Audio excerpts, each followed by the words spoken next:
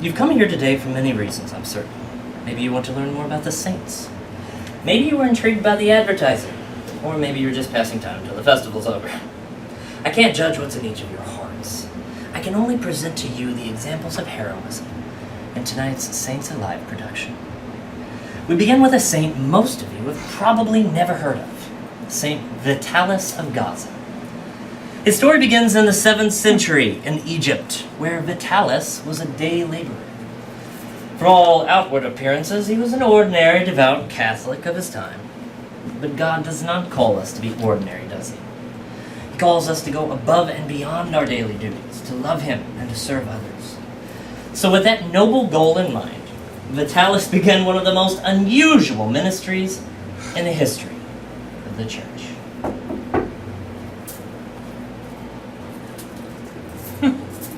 Some of the most despised people in Vitalis' day were the so-called ladies of the night.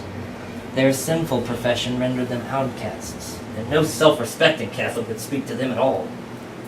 None, that is, except Vitalis. My sister, I am not here to take advantage of you. I'm here to serve you. What on earth do you mean? Of all the people in Gaza, you and all the other women here receive the least respect. But I know that in the eyes of God, you are his beloved children, equal in dignity to all. Now, tell me, when's the last time you had a decent meal? Truly, sir, I do not remember. All of my money goes to supporting my children. Then let us begin with supper. Please, sit.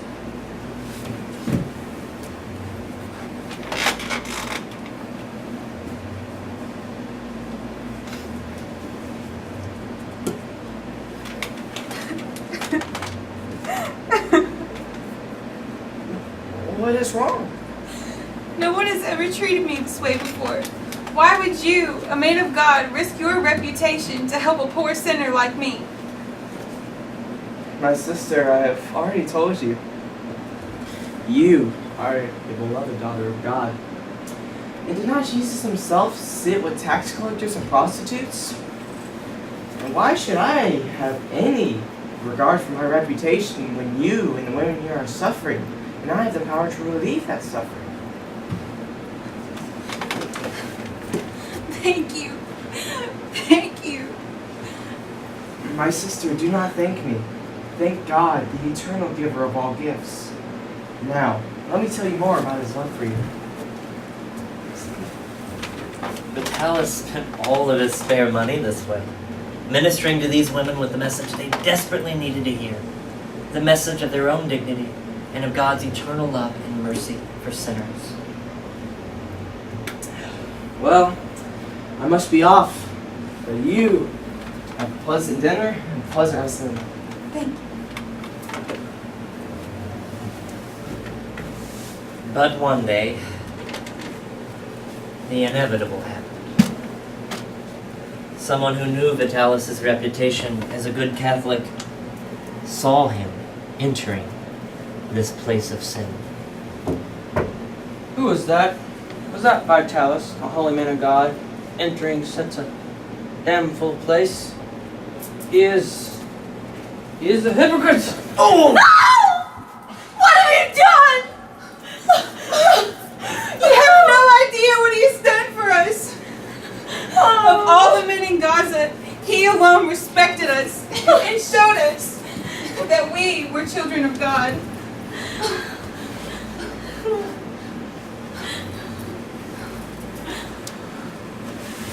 Some may say this is where Vitalis' story ended.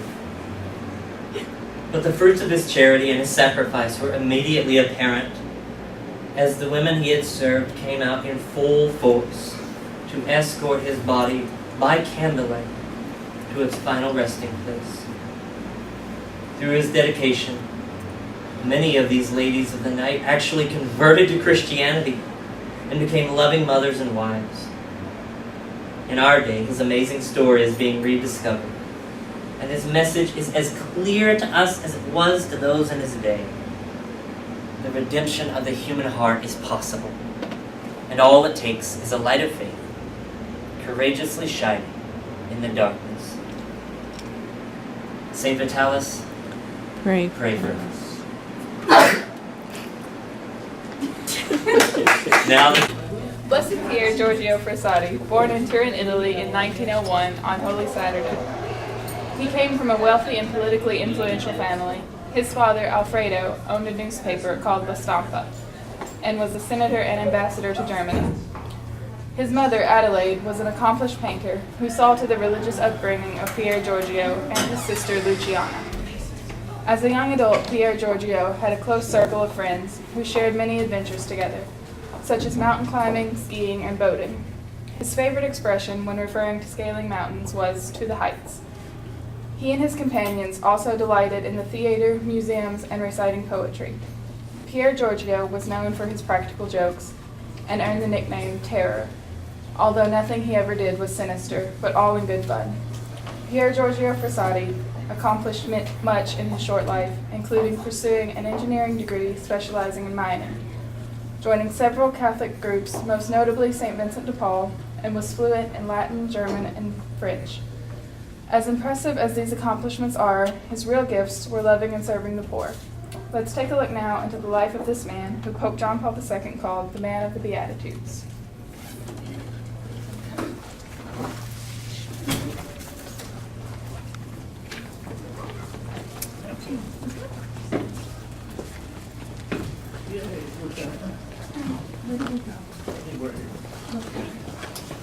Ah, Luciana, would you like to have a piece of these fine candies? You know how the streets folks pay for them.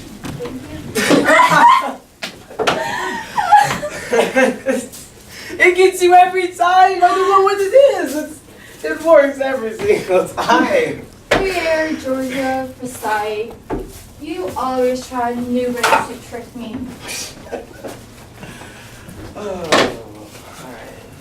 Friends, come! I have something to tell you because you are close to my heart. I want to urge you with all my soul to approach the Eucharistic table as often as possible. Feed on the bread of the angels from which you will draw your strength to fight your inner struggles. Jesus, because of his infinite love for humanity, wanted us to be in this. He wanted to serve us in the sacrament of the Eucharist as bread of the soul. Let us pray now together. Our Father, who art in heaven, hallowed be thy name. Thy kingdom come, thy will be done, on earth as it is in heaven. Give us this day our daily bread, and forgive us our trespasses, as we forgive those who trespass against us. And lead us not into temptation, but deliver us from evil. when God is with us, we don't have to be afraid of anything. Now I must be off. You know how much my mother dislikes me being late for dinner.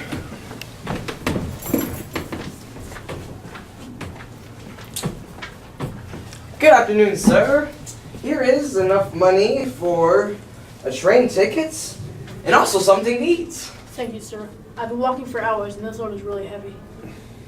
Then let me carry your bag.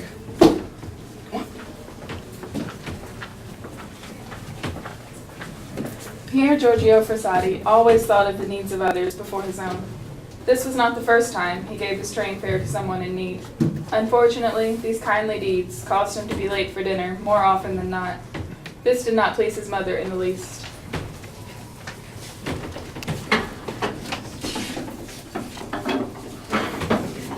Where's that Pierre? He's always late. Mother, I'm home. Pierre George, you're late again for supper. Sit down. I am sorry, Mother, but I'm here now. Well, let's say grace. In the name of the Father, and of the Son, and of the Holy Ghost. Amen. Bless us, O Lord, and these thy gifts, which we are about to receive from thy bounty through Christ our Lord. Amen. In the name of the Father, the Son, and the Holy Ghost. Amen. Some bread.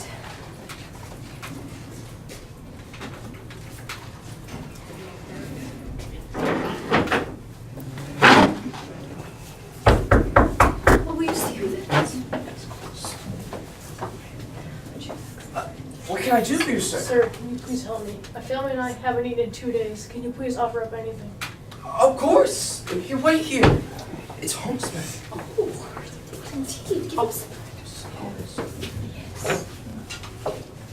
Son, you can't get some to everybody who comes to our door. But Father, what worth it is to be in good health as we are. Jesus wanted us to use our health to serve those who do not have it. To act otherwise, we betray that gift of God. He's right. He goes. Thank you. Thank you.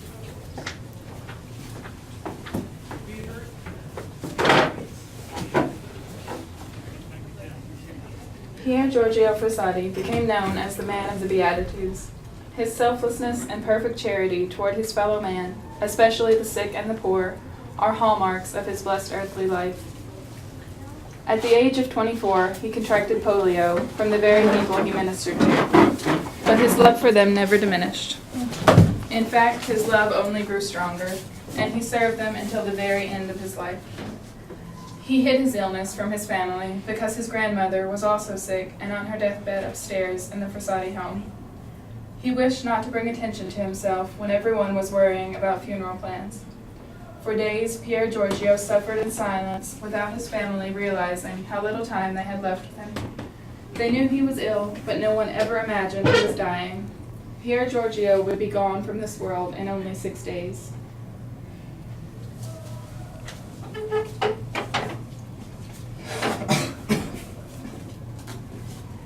Luciano, please give this note to Marco. He is ministering to a very sick man who will die if he does not treat his illness. Oh, brother, how did I even realize how sick you are? Why did I get so close to those very sick people? I love you. I cannot bear about losing you.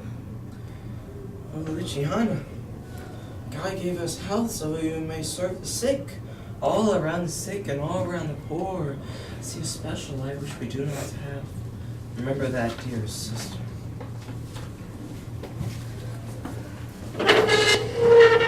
Oh, yeah, my baby. Yeah. Jesus came to me every day in communion. Now return the visit by going and serving the poor. May I breathe forth my soul in peace to you. Oh, my baby. Oh, Pierre. Oh, my baby. Oh. Pier Giorgio Frassati died on July 4th, 1925 at 7 p.m. The streets of Turin were packed with many of the people he helped and many who knew of his selflessness and charitable works. This was a great surprise to his family. Pier Giorgio's life continues to shine forth in our day. His soul grew perfect in the virtues of faith, hope, and charity. Cause for his canonization was opened soon after his death, and in 1933, a man named Domenico Cellin, dying from a tubercular disease which had paralyzed him, would become the first approved miracle attributed to this great youth. A priest visited Domenico on December 28, 1933, and gave him a holy card of Pier Giorgio. They prayed the prayer, and Domenico was miraculously cured and went on to live 35 more years. Pope John Paul II had a great devotion to Pier Giorgio Frassati and designated him as the patron of World Youth Day. He gave young people all over the world a great role model in Pier Giorgio Frassati. Finally, on May 20th, 1990, Pope John Paul II beatified him in St. Peter's Square before millions of people, many of them youth from all over the world. Pier Giorgio still needs one more miracle to be elevated to sainthood. Pope John Paul II said of this special youth, "He died young at the end of a short life, but one which was extraordinarily filled with spiritual fruits, setting out for his true homeland and singing God's praises." Please join with me in continuing to pray for the cause of Pier Giorgio Frassati's sainthood. Pier Giorgio Frassati, Pray for us. Pray for us.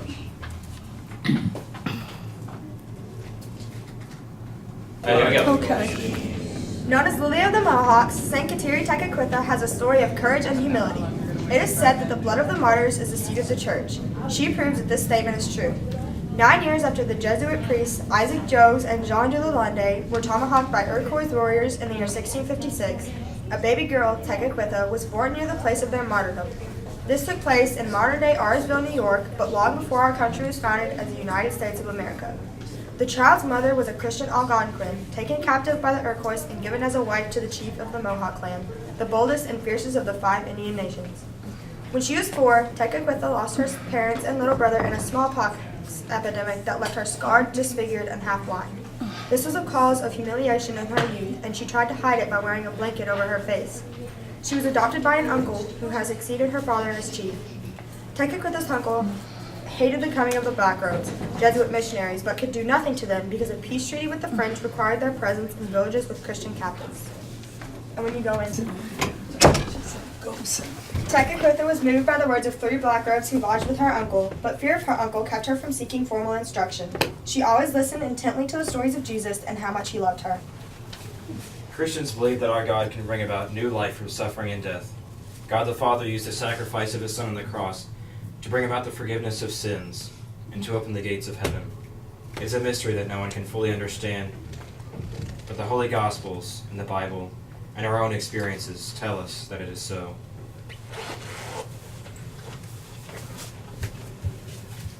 Father, I wish to be baptized. I believe that Jesus has opened new life for me and he's forgiven my sins. I have to meditate on the great dignity of being baptized as a child of God. I remember when I was younger, my mother teaching me the Christian prayers and then telling me the stories of Jesus. I have even refused to marry a Mohawk brave as my uncle has ordered. Please, Father, when can I be baptized? My child, I will baptize you on Easter Sunday as Kateri, the Mohawk version of Catherine. Until then, I will pray the prayers that my mother has taught me in the celebration of the coming Easter.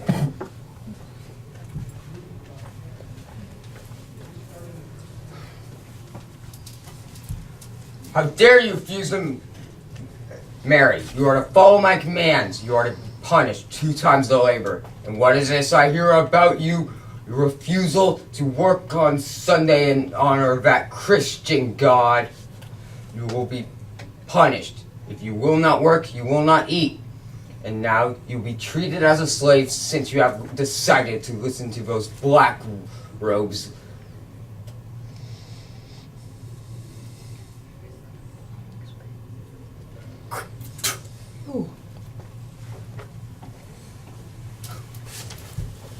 Kateri, my child, you are in danger. I fear for your life here.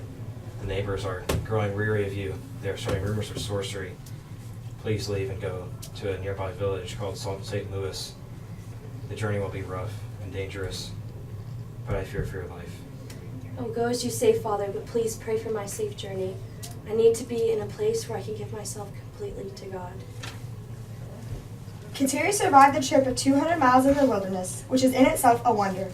For 3 years, she grew in holiness under the direction of a Jesuit priest and an older Iroquois woman, giving herself totally to God in long hours of prayer, in charity, and in strenuous penance. Kateri taking the vow of virginity was an unprecedented act for an Indian woman, since they were all subject to marriage. Kateri's commitment to virginity was instinctive. She didn't know about religious women until she visited Montreal. She humbly accepted an ordinary life and practiced extreme fasting for the conversion of her nation. Kateri's devotion to God and his church was well known. However, she was also very sickly, and her practices of self-denial probably didn't help with her health. She died the afternoon before Holy Thursday, April 17, 1680, at the young age of 24. Witnesses said that at her death, her gaunt face changed color and began to glow. The lines of suffering and even the pock marks disappeared, and the touch of a radiant smile came upon her lips. She was beatified in 1980 and canonized in 2012 by Pope Benedict XVI as the first saint of Native American origin. Saint Kateri Tekakwitha, pray for us.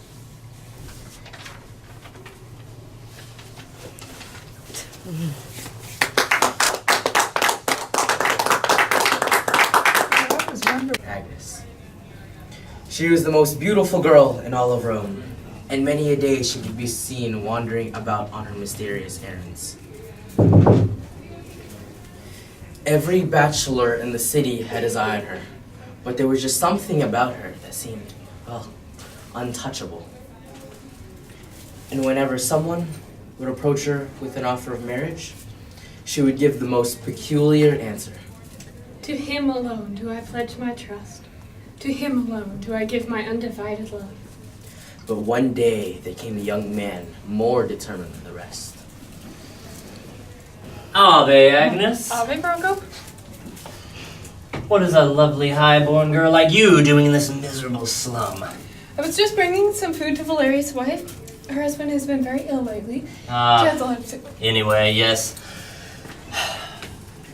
Agnes, you can't be as ignorant as you pretend to be. Every man in Rome is crazy about you, but they're too afraid to say anything. But I know why you're playing hard to get. Please, It's because you want the best, isn't it? You could put it that way. Well, here he is. I have come to ask you to be the wife of the governor's son himself. Oh, Procope, I'm already engaged. To whom? And how has no one heard of it? Christ alone is my spouse and the love of my soul. I could no sooner betray him by marrying another than I could stop the sun from shining. Christ, the Jewish carpenter who died 300 years ago. That's too absurd for an intelligent woman like you to believe. And besides, you do know that being a Christian is punishable by death. He died, yes, but he has risen and conquered death. Why should I fear it? Stop this madness, Agnes. Forget your imaginary lover and marry me. Christ alone is the love of my life. I will lay down my life for him. As you wish, then, my lady.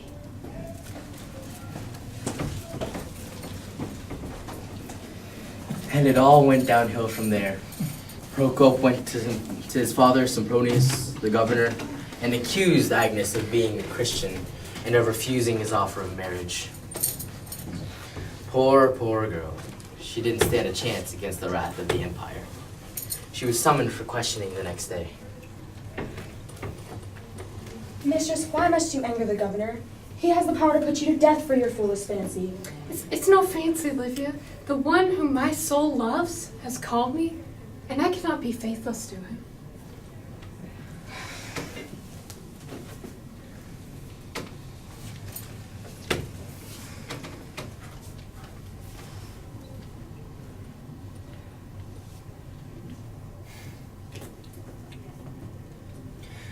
Unmoved by her youth and beauty, the governor questioned her relentlessly and threatened her with unspeakable tortures if she would not forsake her faith and her heavenly spouse.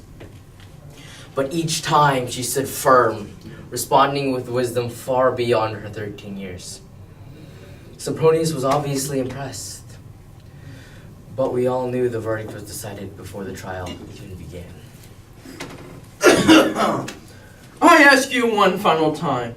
Will you listen to and obey the law of the emperor, which has authority over your very life? Do you reject this foolish superstition and marry my son? I belong to God before I belong to Rome. His love means more to me than the respect of any man. Then I sentence you to death by beheading to be carried out at once. Be gone!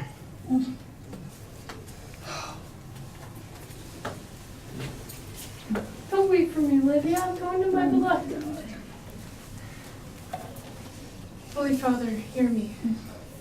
I am coming to you, whom I have sought and always desired.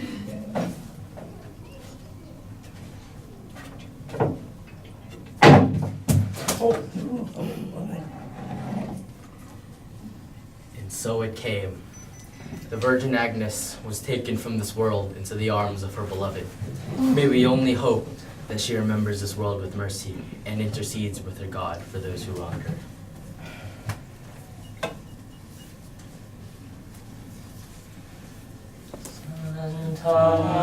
Agnes, ora pro nobis.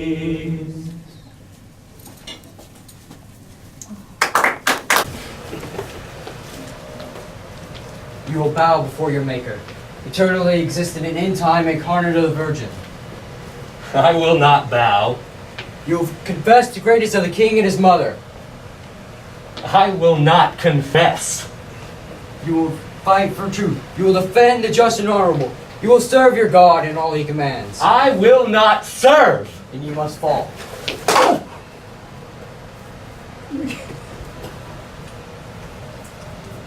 I am Lucia dos Santos. I was a young child born over 100 years ago in Portugal.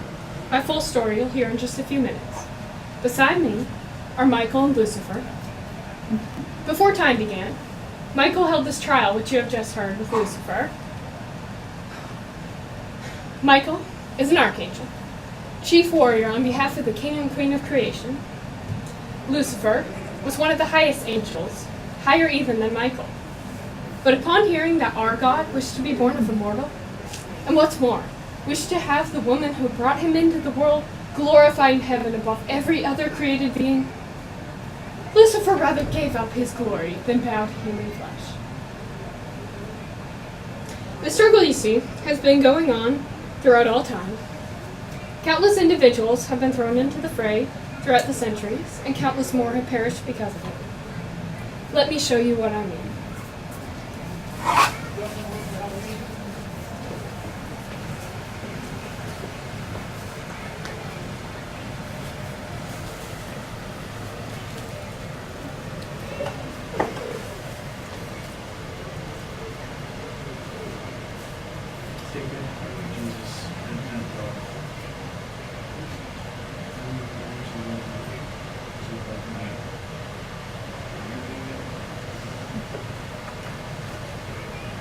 Let me show you. Let me show you how weak they are. No force can break the powers of hell. I trust the children I have made. Tempt them if you will, they will return to me.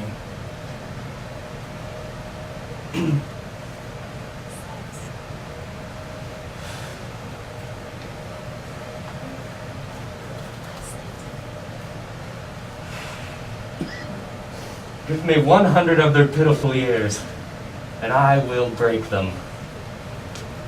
You have your wish, but I warn you, they will return to me and your torments will intensify. You are wrong. I will triumph.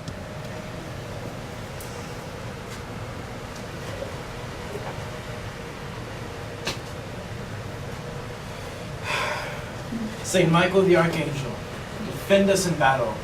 Be our protection against the wickedness and snares of the devil. May God rebuke you, we humbly pray. And do thou, O Prince of the heavenly hosts, by the power of God, cast into hell Satan, and all evil spirits who prowl about this world seeking the ruin of souls.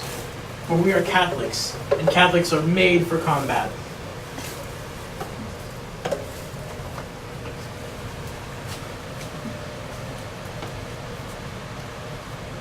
Pope Leo XIII had this vision in 1884. It moved him so deeply that he composed the prayer you just heard to St. Michael the Archangel and ordered it prayed after every single Mass. 33 years later, to the day, my story begins. As strange things begin happening in my hometown of Fatima, Portugal.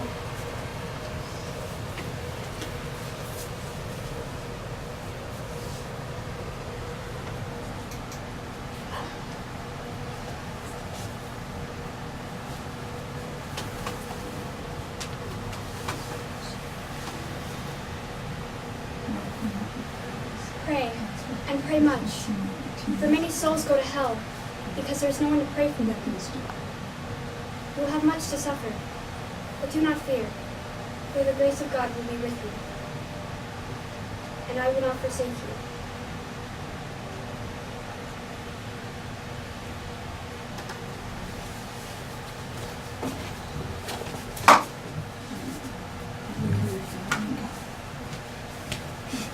She appeared to me and my cousins nearly every month throughout the year of 1917, always on the 13th day. Each time, her message was about reparation for poor sinners and about the impending release of Russia's errors upon the world. Perhaps one of the greatest errors was the disregard for the sanctity of human life. One of the most powerful agents in the spreading of this error is Planned Parenthood, founded by a tragically misguided woman named Margaret Sanger. What you're about to hear are a few of her actual words.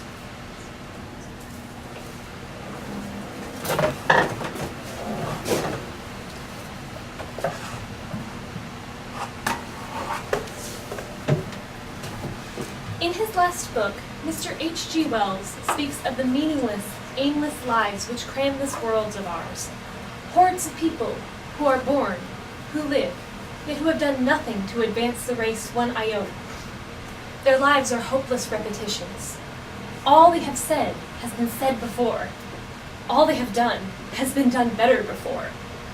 Such human weeds clog up the path, drain the energies and resources of our little earth. This principle is why birth control in our age is more than an individual problem. It affects our entire destiny as a race. There are many, far too many, who should never have been born at all. This race is filled with the feeble-minded. The most merciful thing a family can do to one of its infant members is to kill it.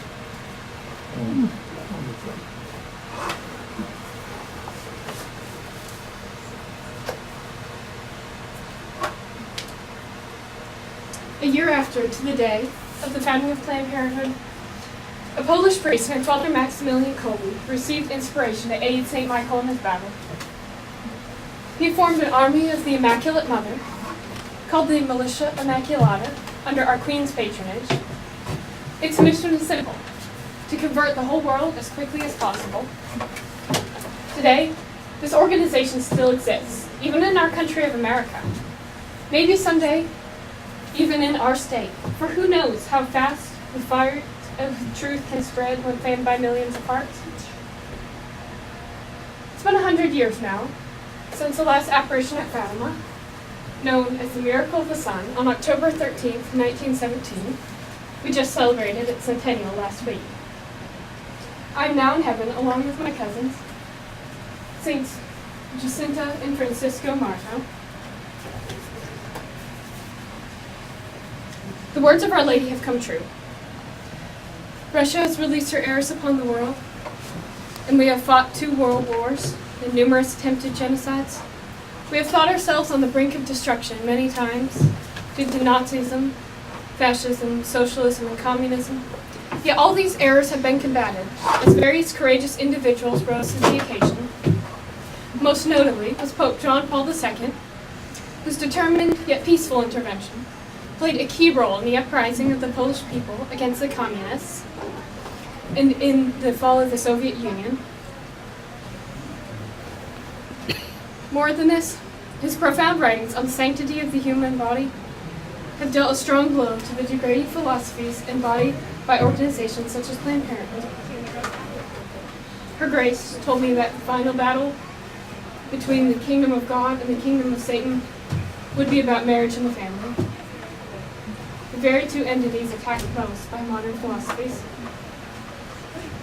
She also warned me that anyone who works for the sanctity of marriage and the family would always be fought against and oppressed in every way. However, there is hope. For did she not promise us at Fatima, "I will never forsake you"? As the serpent lies in wait for her heel, we know that she has already crushed his head. Lucifer has received his request, and now he will receive his due.